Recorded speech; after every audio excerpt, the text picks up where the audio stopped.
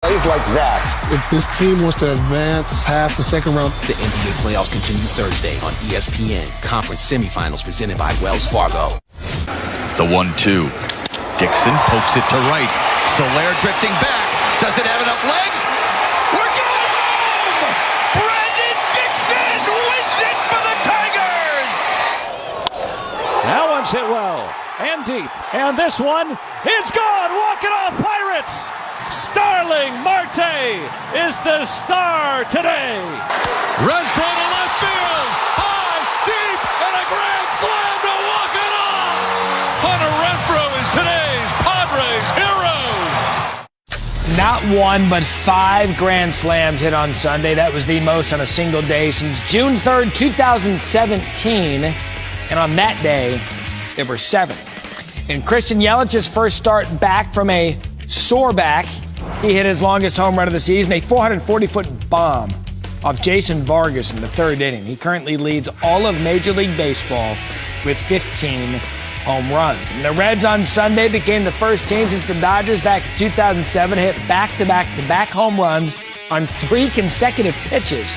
It's the second time this season the Reds hit back-to-back home runs. The rest of the league has only done it once. We're going to have Bryce Harper and the NL East leading Phillies tonight when they play the first game of their 3-game series against the Cardinals, 8 Eastern, 7 Central on ESPN and the ESPN app. The moment, yeah. 50% faith, 50% fear. Now is all that matters, cause the moment is here. Yeah.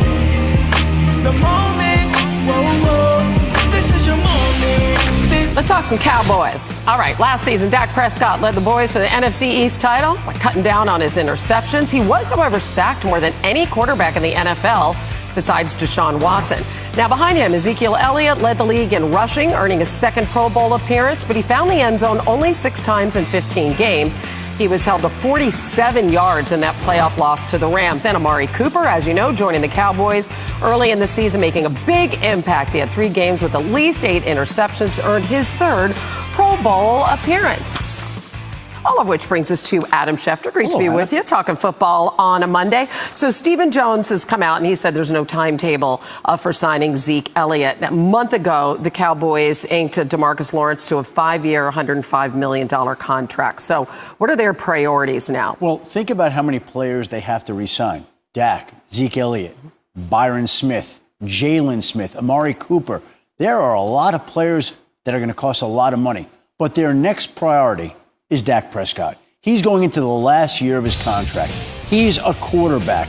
He still has yet to hit it big, and he is the guy that they want to sign next. Now, even though Stephen Jones said that Zeke Elliott is the straw that stirs the drink, Dak is the guy that's next up on the priority list and the guy that they want to get done and re-sign next, and I would think they'll move along. We brought up Zeke Elliott. Again, there have not been any major talks here. There's not been any progress for a new deal.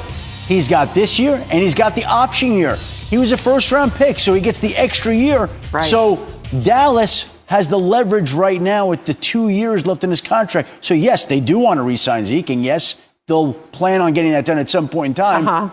But first up is Dak. Hey, just hope that doesn't cause any kind of tension. There's always financial chemistry issues that every team has to grapple with. And these are the Dallas Cowboys. Again, it's not just Dak and Zeke. Byron Smith, Jalen Smith, Amari Cooper as well. Yeah, I mean, look at the Steelers. Look what happened there. All right, some notable free agents are still out there, and we have all these sort of important dates on the calendar. One is coming up. So tell us what's coming up in terms of the movement and where we could see it. Tuesday, tomorrow, is the first day in which teams can sign unsigned free agents and not have it count against their compensatory draft pick formula. So there are some free agents who are still sitting out there who teams now may take a look at. Ezekiel Ansah.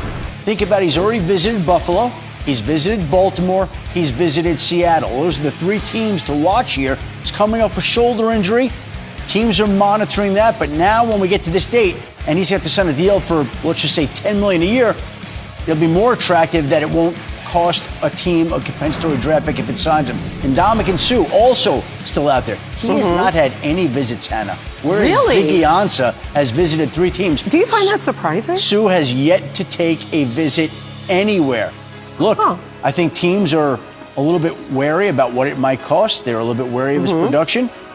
Up there in his career, he's been paid already. He's been paid a lot of money already. I'll say. So I think teams know that if they're going to call him, they're going to have to be prepared to pay him. And right now, no team has been willing to prepare him. No visits for Ndamukong Suh as we head into the first week in May here. 4.5 sacks with the Rams last season. Played well in the postseason. Yeah, I mean, Eric Berry, Michael Crabtree, Jay Ajayi. I mean, there's some other A lot names. of guys at the Very Eric Berry was interesting. released, so he could have been signed at any point anyway. All right. Adam Schefter keeping us updated. Thanks. Thank you, Hannah. Guys, the fallout from the Kentucky Derby continues. The owners of Maximum Security plan to file an appeal with the Kentucky Racing Commission contending their horse should be declared the rightful winner. Now, to recap, Maximum Security led all the way in the Derby on Saturday, only to become the first winner disqualified for interference in the race's 145-year history. Here's ownership on their decision. We are going to file an appeal today with the State Racing Commission. Right after the race, I had the trainer call the stewards and very nicely ask them if they would be willing to visit with us after the races were over. We said, we'll stay here till 11, 12 o'clock at night, whatever you want. And they said, absolutely not. We won't be showing the films until Thursday. So we didn't really have any alternative legally other than the appeal has to be filed within 48 hours. The decision, if the State Racing Commission refuses to hear about it, I think this is something that's big enough that the entire racing world is looking at this, and I think they deserve an opportunity to really know what was going on. I was a bit shocked and surprised that the stewards wrote a statement that was probably prepared by their lawyers and literally refused to take a single question from the media. So they've been about as non-transparent about this whole thing as anything I've ever seen in my life. All right, so it appears this is not going to go away for quite some time. From where we welcome in our horse racing analyst, Randy Moss. And Randy, what's the likelihood that the Kentucky Racing Commission actually overturns this and declares Maximum Security the winner? Can we go less than zero on a likelihood? Look, the Kentucky Racing Commission is not going to reverse the decision of the stewards. Absolutely no way. The only chance that Gary West would have on appeal would have to be in the overall judicial system to see if maybe they might want to get involved. But, I mean, look, I share Gary West's pain. I understand it. Imagine the up and down emotionally of thinking you won the Kentucky Derby, your first Kentucky Derby.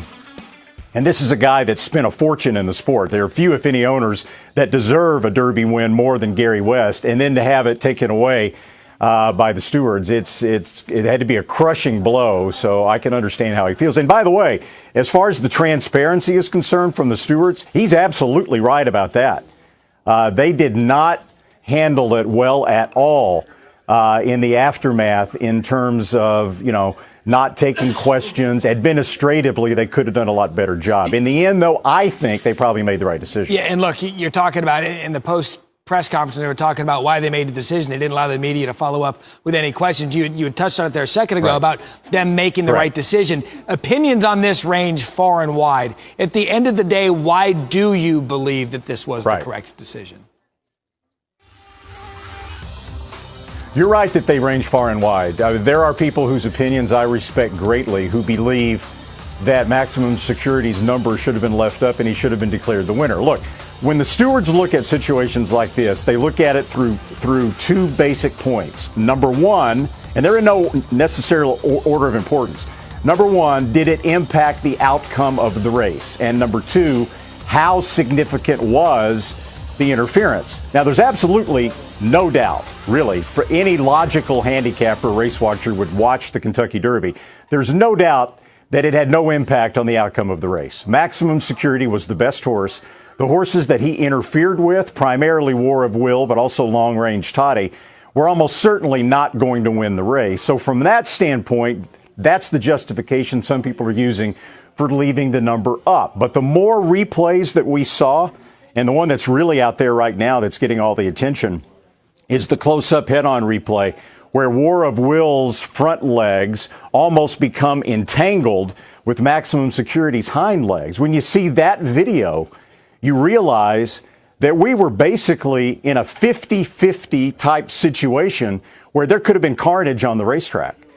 If War of Will had gone down at that point with Tyler Gaffalione, and it wasn't far from happening, with 17 other jockeys and horses behind them with their heads down and driving, there could have been multiple horses down on the track. We could have had horse injuries and deaths. We could have had jockey injuries. Yeah. You know, so in the end, I think that was what the stewards decided, that they couldn't let that slide, especially with the renewed emphasis now across horse racing on horse safety.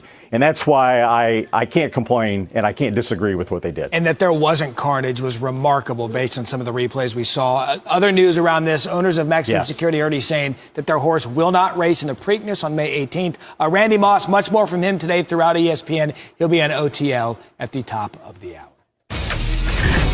Coming up, our fantasy football rankings for the coming season are set. Matthew Berry on why Todd Gurley's value is taking a tumble from the top. That's the other Matthew Berry. Our coach on why the Celtics have gone belly up against the Bucks after taking game one. What Boston must fix to avoid a 3-1 hole.